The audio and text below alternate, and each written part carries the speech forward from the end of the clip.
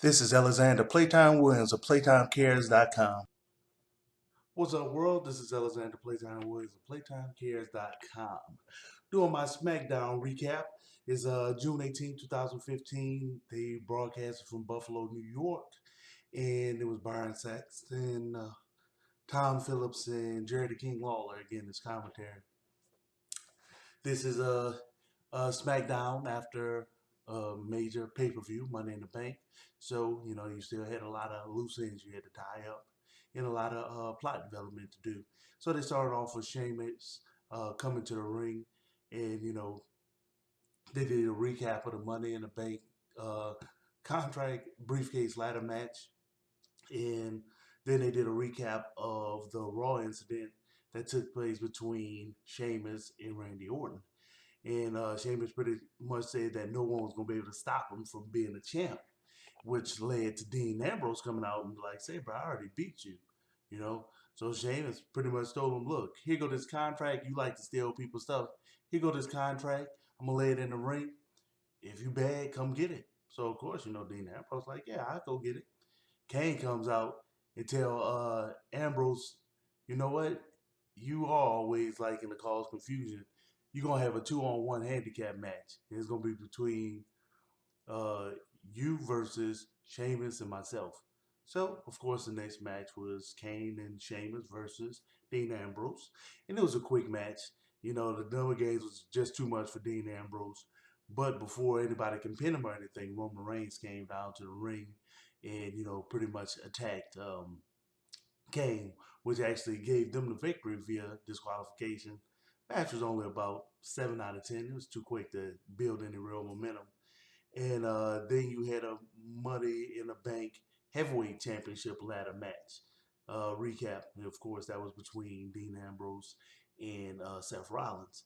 Next match was Paige versus Brie Bella, and they did the Raw recap of Paige taking on both of the Bella twins, where she lost. And this match was pretty slow, minor action, a couple of ooh type moments. Ooh, I'm surprised she did that. It pretty much basically ended when Alicia Fox came down to the ring and actually pushed Paige and caused her to lose the match. You know, via pinfall, Brie Bella, and the match was about a 6 out of 10. And they ended that segment with Alicia Fox actually accepting, um, I guess, Bella Twins gear from it was red and black from Nikki Bella at the top of the ramp. Then they did a Money in the Bank recap of the John Cena versus Kevin Owens match. And then they did a Raw recap of the Machine Gun Kelly incident where Kevin Owens ended up powerbombing him off of the stage, which was hilarious. So Renee pretty much interviewed Kevin Owens about the Machine Gun Kelly attack. And he pretty much said, look, man, Machine Gun Kelly put his hands on me. So, hey, it's kind of his fault. And then Cesaro came out and said, look, well, you always, people say fight Owens, fight. All I hear is you doing is talk Owens, talk. Fight me. And he said, just so you won't think it's a mistake, he went and laid his hands right on Kevin Owens' shoulder. He said, I'm touching you first. So next match was Dolph Ziggler with Lana versus Bo Dallas. And before they showed that match, they showed pretty much a Raw recap of Lana injuring herself trying to get away from Rusev. So Bo Dallas came to the ring and pretty much told Lana she was wrong for abandoning her man when he was in a state of need and stuff like that. And she should get a real man, or get a rebound man like Dolph Ziggler. And it was a really quick match. And Dolph Ziggler won it. Um, Only about a 7 out of 10. It was too quick to really be anything decent. Then they did a tough enough preview to show you kind of how they went about getting the final selections for their show. So they have some pretty good selections on there. Next match was Xavier Woods versus Neville, and they had some decent action. Neville starting to kind of recycle his same routines a little bit. I hope he changes that up soon. Um, New Day kept interfering, which caused the primetime players to actually come out to the ring and kind of be in Neville's corner, and which led to them fighting outside the ring a lot of times. So end up having some decent action outside of the ring, which led to Xavier Woods getting his attention on somebody that he shouldn't have. He, did a kind of a slide drop kick to one of the primetime players, Darren Young, um, on the outside of the ring, which led to Neville attacking him and doing his Red Arrow finisher on him. Yeah, that match was about a 7 out of 10. Usually I give it higher, but Neville started recycling the same routines.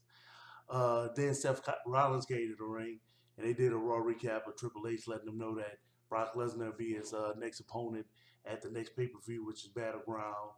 And Seth Rollins admitted that he was surprised that Triple H picked somebody like Brock Lesnar, but he pretty much said, "Look, don't underestimate me, and I can't wait to fight Lesnar." So then you had the match between Kevin Owens and Cesaro, and they did a whole lot of high risk maneuvers, which was pretty cool. Good action the whole time, and they had a lot of creative moves done between, the two of them they was doing on each other. So it was a pretty decent match overall. And one mistake by Cesaro led to that pop-up power bomb, and you got Kevin Owens with a pin victory. That match was about an 8 out of 10. Then you had the Dustin Rhodes video, not Dustin, Dusty Rhodes. Dustin is actually Gold Dust. Dusty Rhodes, the American Dream video tribute, because of course he passed just recently. And they did the final match. It was Roman Reigns and Dean Ambrose versus Sheamus and Kane. And there was some good action. And they showed that Ambrose's knee is still bothering him throughout the match. And the crowd was really into the match pretty much the whole time. And Bray Wyatt pretty much popped up on the jumbotron and kind of threw Roman Reigns out of focus because last Raw he had a picture of Roman Reigns with his daughter. Was telling him he needed to protect his family. So Roman Reigns been thinking about that the whole time, and that one bit of just unfocused caused Sheamus to give him that brogue kick, and they got the win. And Bray Wyatt pretty much came back on the jumbotron and he was like, "Happy Father's Day, Roman Reigns, run." And it went black. And when it shot back on, the picture that Bray Wyatt had of Roman Reigns and his daughter, it was actually sitting next to him in the ring. Match about an 8 out of 10. Pretty decent Raw overall. Playtime cares for everything, whether it's Twitter, Pinterest, Facebook, whatever. It's always Instagram. It's always PlayTimeCares.com. Comment on everything. Tell me what you think of the recaps. Tell me what direction you think the matches is going to go. And you can always donate. I even have a donate button on my page. You can do whatever. Playtime out.